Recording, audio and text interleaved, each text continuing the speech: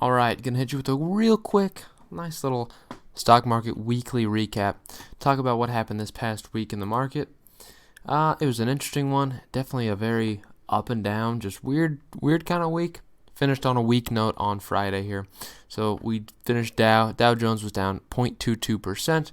Nothing major on the month. Dow Jones is actually still up 12.7%. Year to date, down only 16.8. Nothing massive there if you think about it. So if we look at the SPY also, the SPY was down 0.21. So actually very similar weeks compared to the Dow and the SPY, or S&P 500, I should say. So very interesting stuff there. Yeah, definitely. Normally you don't see them mirror themselves that too much, but year to date, the S&P 500 actually is only down 12.4%, so a little bit better performance in terms of that. And the NASDAQ one may shock you just a little bit. Was down a little bit more than the others, down 0.34 on the week. Again, nothing major, but year to date down only 4% for the NASDAQ. And we think about it, it's nothing too absurd because again, NASDAQ is very heavy tech, and most of these tech companies weren't really impacted. And a lot of them probably actually saw more business because of it. So now if we're going to take a look at what we have as far as portfolio updates, that's the key here. First, we're going to start with our M1 portfolio. On the week for the M1 portfolio, off a time-weighted return here. Again, this isn't money-weighted, but overall, we see a 3.6% gain, or $317 gained. Market gain of $305 and $12.83 in dividend. So overall, that takes us to the whole position, every position in unrealized gains.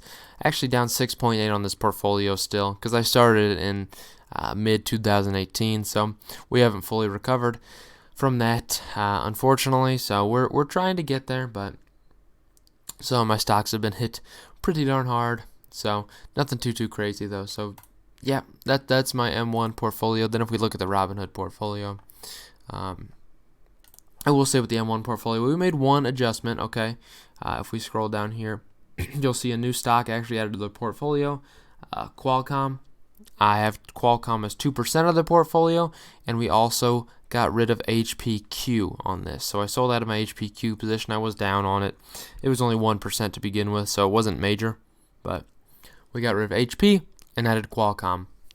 It's a stock I really am interested in, and I think it'll do well in the next coming years with 5G coming out, 5G phones. Then we have a Robinhood portfolio on the week. On the Robinhood portfolio, that's right, I beat the market, baby.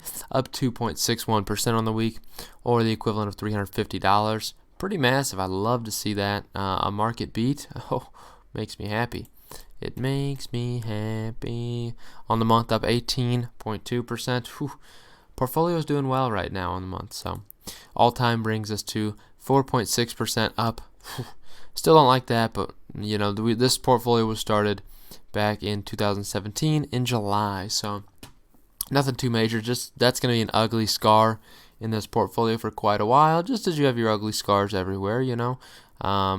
December 2018 was a scar for all of us. It's okay though. We'll be fine. Okay, just a little scar. Additions to this portfolio, I did make some actually. You know, you might be shocked. You might be interested to see this. Nothing major actually, all things considered. So as far as shares, a lot of it was repurchased, but I did add some shares of, as you see, APLE, Apple Hospitality. Added 5 shares of Apple Hospitality. Nothing crazy there. If we're looking at some of my ETFs, SPHD, I added a share of SPHD, or half a share, I should say. I put $20 in, so and then I also was paid a dividend on that, and that reinvested for about 0.05 shares, nothing major. Then we also had KBWD paid out paid out a dividend, so that's that 0.05 share. But I also bought 2 shares, so this bad boy, we went ahead and bought, on the history of it, if it's going to show, which it will right there, 2 shares at $12.14. Nothing too crazy with that. And then for KBWY, KBWY right here. We bought 2 shares as well, and the dividend gave me 0.06 shares. We bought 2 shares of this bad boy. When it hit its low points today, $17.26 on it. So right now it's sitting at $17.48. So trying to lower that dollar cost average on it. Nothing major. As far as news is concerned, we had the best month. That's right, the best month since 1987, since freaking Black Monday. Best month ever. Recovery. You gotta love it. You gotta love it. Good recovery. We like seeing it. I'd rather have a little bit more of a dip because I want some more money put in. We see automakers are aiming for a May 18th restart. So includes GM, Ford, Fiat, Chrysler, working on going back to work starting May 18th if possible. So that's a nationwide thing, which most states will have lifted shelter-at-home orders by then to an extent. We see stocks really gained as we had hopes for reopening naturally. A lot of states announcing plans that they were not extending their stay-at-home restrictions, which again, it's an inevitability. It's something we have to do. We're at the point where it's probably going to hurt more in the long run if we continue to stay closed than if we were to open up. We have flattened the curve. So we will see a spike up in cases most likely, but it's debatable if it will. For the most part, I think a lot of the cases already exist that we don't know about. We have a lot of antibody studies out there from really the same major cities, 2 in California, 1 in New York, that showed around 20-something% of the population actually has already had it or currently has it, and they didn't know about it, which, in New York, that's relative. It's around 2-point-something million cases when in the entire United States we're only reporting 1 million so far. So if that data means anything, I think it's fair enough to say it's probably time to start opening stuff back up. And thankfully, we were never overwhelmed in terms of healthcare system, so we can really hope that we won't now if we reopen up, and we shouldn't be, but economically we kind of have to. We also had GDP numbers, which, yikes, nothing. I mean, this was a scary one. GDP down 4.8% versus a 3.7% downward consensus. Biggest economic decline since 2008. It is the first quarterly contraction in 6 years. Hate to see that. Definitely hate to see that. But we were positive that day because guess what? We had the likelihood of an approval from Gilead's. I like to call it Gilead because that's what I like to call it, okay?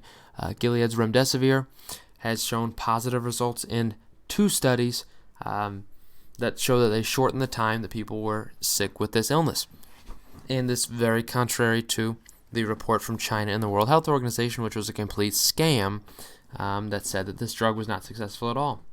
So this drug also got the nod from what some might feel is the only doctor in the United States right now, Anthony Fauci. I don't know why we only believe he's the only doctor in the United States, but I think that's what some people believe right now. He's the only one that's qualified to make any opinions. So, but even he gave, some optimism, positive optimism towards remdesivir, and we did see it actually get approved today, or Friday, I should say, by the FDA for emergency use. So very good in terms of that. We had Shell cutting its dividend for the first time since World War II, and there's many reasons for it. It slashed its dividend from 47 cents to 16 cents, and again, this is a once in a lifetime type occurrence. So it's not too crazy, but with how damaged the economy is, as well as how damaged the oil industry is, it's crazy to see. At least they didn't completely get rid of it, but yeah, that's rough. So shares got hammered. Not a shocker at all. Shares will get hammered, obviously, if you cut your dividend, if you've been paying it for that long. And we had more jobless claims of up to, that's right, 3.8 million jobless claims. Hate to say it, definitely a lot. It is cutting down a little bit, and my hope is obviously we will see a positive spike up, less jobless claims coming in the future. My only fear with this is I think we did a little bit too much in terms of the the unemployment bill. I think it was an awful idea to offer unemployment to everyone pretty much that got impacted by this. That extra $600 is just massive. And frankly, if you count it with what most states are paying out, most people can probably get around $800 a week from unemployment, which is more than darn near most jobs that people can have. I mean, come on now. We're talking about something that's equivalent to like close to $38,000 a year, $38,000 to $40,000 a year getting paid in unemployment. Now, it's not going to be the full year again, so we might have to wait until July when they stop doing that to actually finally see that cut out. I don't know what this jobless claim is going to look like, but I know a lot of people are itching to go to work. It's not going to be everyone that's abusing the system, but some certainly will. We have the Fed boosting the Main Street lending program. Pretty much, this Main Street lending program is them investing in smaller businesses, giving out loans to smaller businesses to help them succeed. So that's pretty exciting to see in that aspect. Really, the Fed's doing a lot to try to support small business right now. Boeing raised $25 billion in freaking debt, but they have refused any more government aid. That is crazy. Some of these bonds won't be redeemed until 2060, but my gosh, just a notch above junk status is where they've been cut to now. So, I mean, I get what they're doing. They don't want to rely on, obviously, more government funding, but this is just crazy. Boeing it's just a nightmare right now, and I would not be investing anywhere near this company. I'm definitely would not touch it with a 10-foot pole at the moment. Give me 2-3 years down the road, maybe we can consider it, but right now this company is in a mess. We have casino sectors rattled. Gross gaming revenue in Macau fell 97% in April. Holy crap. To $95 million. That's right. As visa restrictions hampered any kind of comeback at all. Again, people could not go across, country lines, anything like that. They couldn't go there. They couldn't do it. A drop of more than 90% wasn't anticipated. Wow, that's wild. Operators have the cash to survive for nearly a year of near zero environment. But obviously we won't have nearly a year of that. But that is just crazy. Whew. You just hate that. We had the madman himself, Elon freaking Musk. Where's this dude's hairline on the right? What did he do? Obviously it's that circle cutting it off, but right now he looks like he's got a weird dome-shaped head. It's pretty weird. But Tesla got hammered today because Elon Musk tweeted that Tesla stock is too high, in his opinion. This is a madman. This is the same man who got nearly just devastated for his calling for Tesla stock to be privatized at 420 as a joke, somewhat. This one was not a joke, though. He was being 100% serious, but he wasn't vetted. My only concern is my guy Elon is kind of like Donald. He's kind of like the Donald when it comes to Twitter, and he just says things. He just puts things out there. He doesn't care that much about it. That could really have some bad ramifications if you consider what the SEC could do. Obviously they're going to get investigated. There's a fact. Just because of that, any comments like this, obviously the stock would be down massively.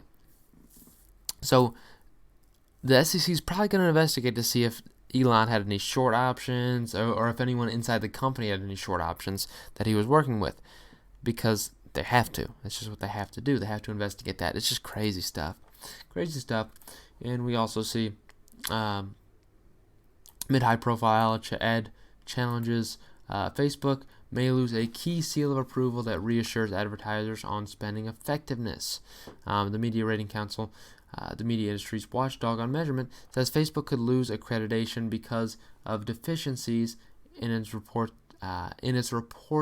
of ad effectiveness. So apparently ads aren't effective enough for them. Facebook has failed to address advertisers' concerns stemming from a 2019 Ernst & Young's audit, particularly in how it reports and measures data on video ads. This feedback should be considered a strong message to Facebook.